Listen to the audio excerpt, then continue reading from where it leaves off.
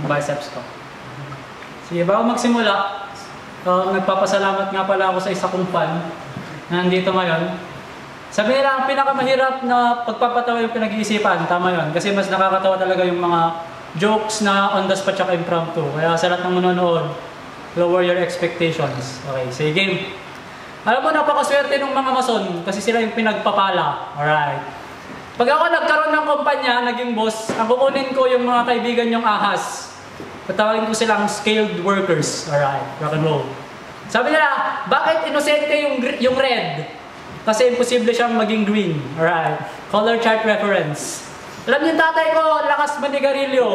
So, para matigil yung bisyo niya, nag-candy siya. After 2 weeks, bumalik ulit siya ng paninigarilyo. Sumakit yung ngipin. Alright. Binabati ko yung tatay ko, tay, may tinanak mo. Alright.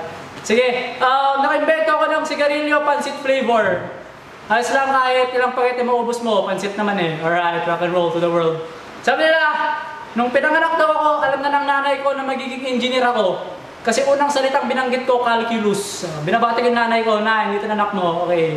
Sabi nila, yung mga jejemon daw ang hirap intindihin. Sabi ko, magmahal ka ng jejemon.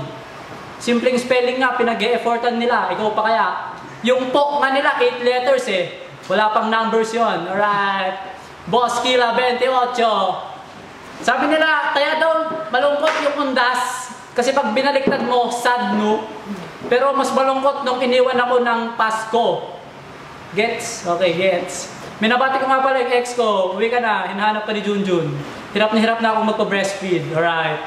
Sabi nila, darating yung panahon na mas mahal na yung tubig kaysa ginto. Kaya ngayon pa lang, naliligo na ako ng ginto. Alright, once again, my name is Sib. Salamat sa pakikinig. That's all. Have a great day. Thank you.